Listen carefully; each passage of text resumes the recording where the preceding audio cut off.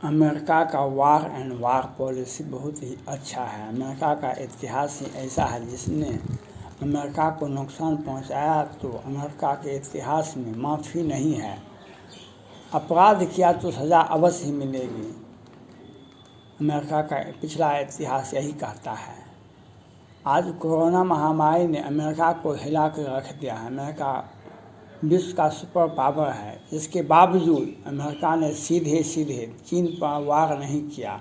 America के राष्ट्रपति ने पहले चीन के विरुद्ध भारत, फ्रांस, जापान, ऑस्ट्रेलिया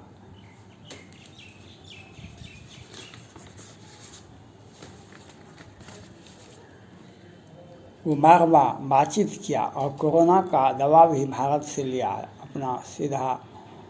अपना शोध भी जारी रखा और धीरे धीरे चीन के विरुद्ध सभी देशों को आगाह किया कि एवं दुनिया को स्पष्ट संदेश दे दिया कि चीन ही दुनिया में कोरोना फैला रहा है।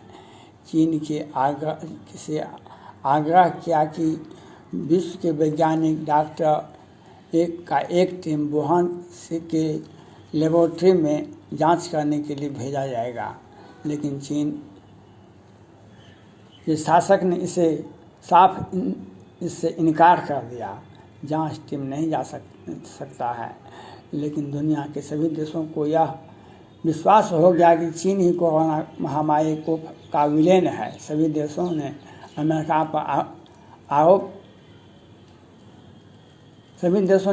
पर भरोसा हो गया। यहाँ तक कि रूस शुरुआती दौर में तो अमेरिका के द्वारा लगाया गया कोरोना वायरस पर चीन पर जो आरोप लगाया उस पर रूस ने प्रतिकार कर दिया, कहा कि अमेरिका ही दोषी है। लेकिन जब रूस में कोरोना का लाखों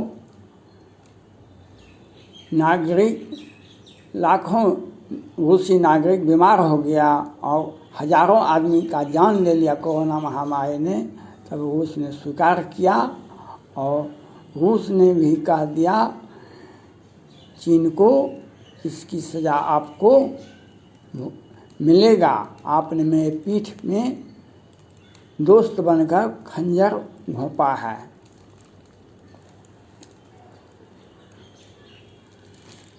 आज रूस, अमेरिका, भारत, ऑस्ट्रेलिया, जापान के साथ चीन को सजा देने के लिए G7 और G8 का सदस्य है। इसे कहते हैं अमेरिका का war and war policy. America corona महामारी के चलते विश्व के एक सर्वमान्य नेता बन गए और उसने चीन को इसकी सजा देने के लिए सभी देशों का सहयोग ले रहा है। युद्ध अगर शुरू हुआ तो अमेरिका के नेतृत्व में संपूर्ण और पहली बार एक ही देश पर सभी देश मिलकर वार करेंगे। उस देश का क्या होगा? ड्रैगन अपनी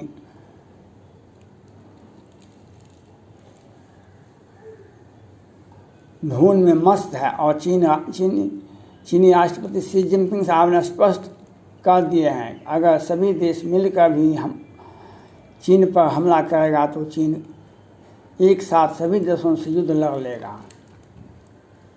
लेकिन भारत से झड़प के बाद यह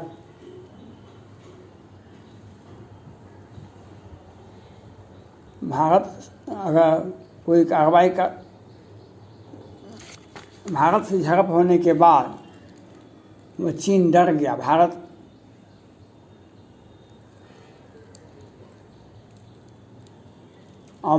को से युद्ध करने के लिए उसने युद्ध में उसकी हार को और उसकी सेना जो मारा गया, चीनी सैनिक जो 43 के 45 मारे गए, उससे वह भयभीत हो गया और उसने यह कह दिया कि भारत अगर चीन से युद्ध लड़ता है तो भारत को एक साथ पाकिस्तान और नेपाल की सेना से भी युद्ध लड़ना पड़ेगा।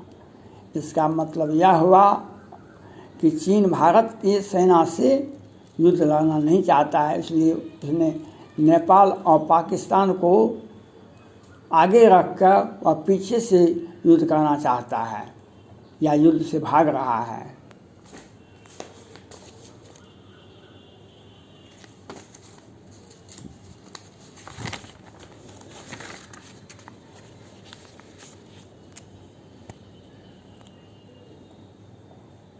राजनाथ सिंह रूस दौरा पर 3 दिन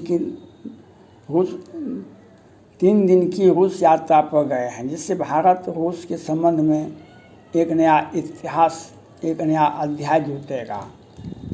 लेकिन चीन की अखबार ग्लोबल टाइम्स ने कहा कि भारत अमेरिका और रूस के शरण में जाने से भारत को कोई नहीं बचा सकता है। उसके इस बयान से तो हमें तो यही अर्थ निकलता है कि चीन का ग्लोबल टाइम और चीनी सरकार राजनाथ सिंह के रूस जाने से घबरा गई है। वह नहीं चाहता है कि भारत किसी और से दोस्ती करे और वह अपने डर को कबूल कर रहा है। जो राजनाथ सिंह रूस में के समारोह में भाग लेने के लिए और MiG-29 और सुखोई 30T-90 टैंक के खरीदने पर विचार किया जाएगा, जिससे चीन बुरी तरह से बौखला गया है। इसी के चलते यह बयान निकल रहा है जो राजनाथ सिंह के रूस जाने से कुछ फायदा नहीं होगा और भारत और रूस का संबंध अच्छा नहीं हो। इस बीच जापान की संसद ने एक प्रस्ताव पारित का।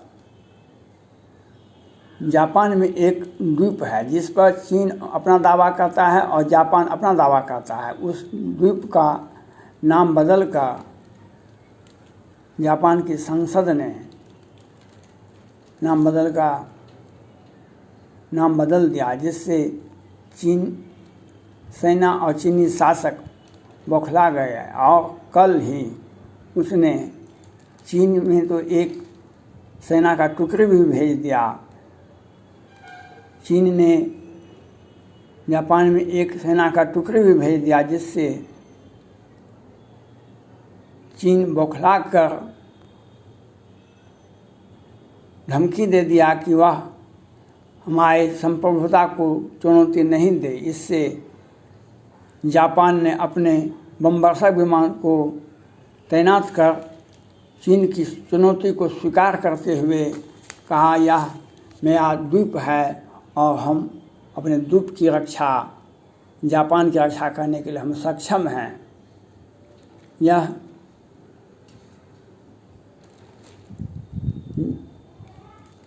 चीन एक साथ ही भारत से, जापान से, अमेरिका से, ताइवान से युद्ध कैसे लड़ेगा? यह अमेरिका के राष्ट्रपति का वार एंड वार पॉलिसी है, जिससे चीन बुरी तरह से घिर गया है दुनिया में। और दुनिया और अमेरिका यह चाहता है कि विश्व में वह अलग थलग हो जाए और विश्व मार्केट में, विश्व बाजार से वह चीन अलग हो जाए। चीन को सजा देने के लिए अमेरिका का वार एंड वार पॉलिसी बहुत ही अच्छा है और भारत भी उसमें सहयोग कर रहा है, जिससे चीन को हर तरह से सजा मिलनी चाहिए। धन्यवाद।